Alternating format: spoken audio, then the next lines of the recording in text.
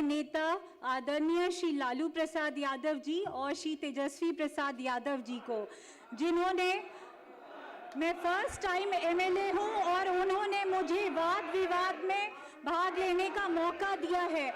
मैं धन्यवाद देना चाहती हूँ शांति बनाए रखिए, उनको बोलने दीजिए। सभा के लोगों को, जिन्होंने 45 साल बाद एक महिला पर, अपनी बेटी पर विश्वास जताया। हर जाति धर्म के द्वेष और लोभ से ऊपर उठकर उन्होंने मुझे नेतृत्व का मौका दिया। रिस्पेक्टेड सर, मैं सदन के समक्ष कुछ डेटा प्रस्तुत करना चाहती हूँ।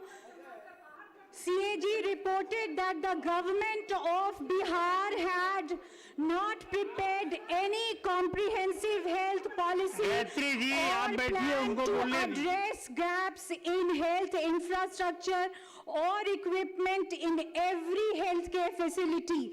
And between the financial years 2016 to 22, 31% of budget provisions for health were left unspent in Bihar. Sir, मैं पूछना चाहूंगी कि 31% बजट का हिस्सा खर्च नहीं किया गया। अगर खर्च किया गया होता तो यह मंजर और आलम ही कुछ और होता। कितने हॉस्पिटल्स बन गए होते और कितने मरीजों की जान बच जाती। CAG in 2025 flagged significant financial irregularities in several government departments amounting to over rupees 70,000 crores. National health policy के अनुसार बजट का 8% हिस्सा हेल्थ पर खर्च होना चाहिए, लेकिन बिहार में 2026-27 फाइनेंशियल ईयर के लिए केवल 6.3% हेल्थ के लिए एलोकेट किया गया है। Less than 1% of the state's health care expenditure is directed towards health facilities. As a result, 70 to 90% of patients suffering from any kind of mental health condition, they are refused any kind of treatment.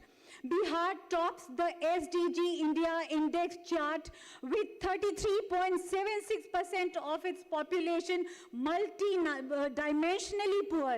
Bihar remains country's worst performing states in several SDG indices.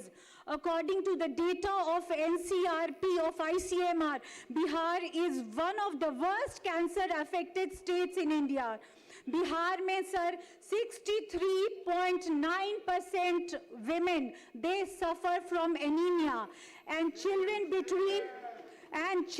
between the ages of 6 to 59 months, उनका percentage है 64.4% बच्चे anaemia से ग्रसित है। और स्वच्छ भारत केवल एक खोखला नारा नजर आता है। हाई कोर्ट ने अप्रैल 2023 में high court had ordered that sanitary napkin vending machines and incinerators should be established in every middle and high school of Bihar.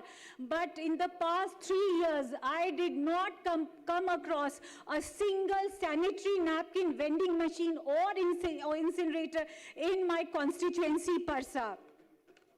Respected sir, राज्य के PMCH ग्राउंड के पीछे सुपर स्पेशलिटी हॉस्पिटल पिछले 8 सालों से उसका निर्माण ही हो रहा है। पता नहीं यह हॉस्पिटल 8 सालों बाद भी खुला क्यों नहीं, किसकी जवाबदेही बनती है।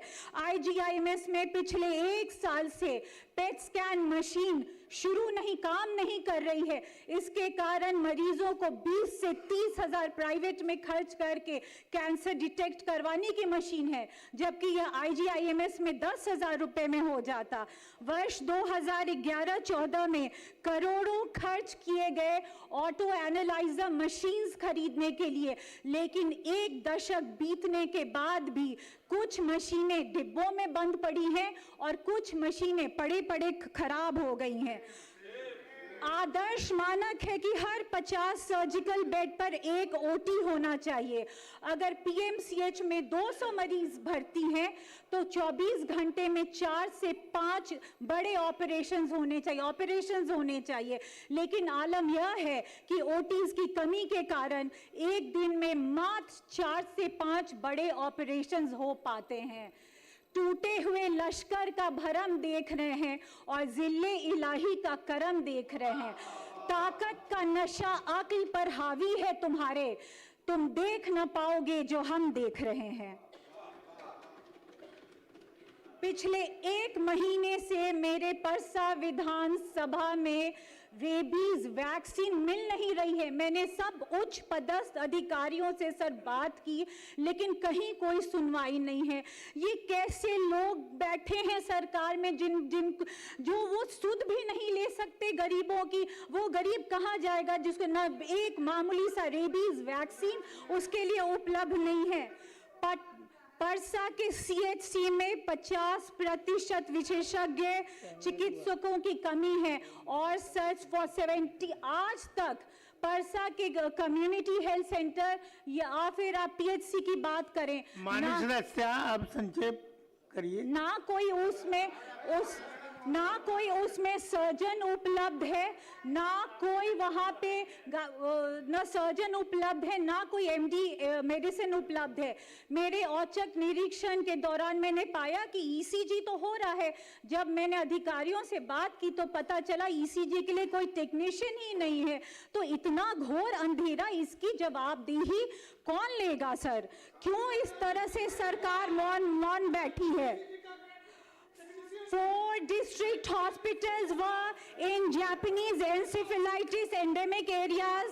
4 district hospitals, they were in Japanese encephalitis endemic areas and did not have diagnostic services facility like tests for Japanese encephalitis and chikungunya. CAG noted how State Health Society and BMSICL failed to serve purpose. CAG के अनुसार 4 test check सब district hospitals में OT नहीं थे sir, जबकि Indian public health standards के अनुसार सब डिस्ट्रिक्ट हॉस्पिटल्स में ओटी होने चाहिए थे। CAG reported that test check district hospitals में 80% ड्रग शॉर्टेज थी।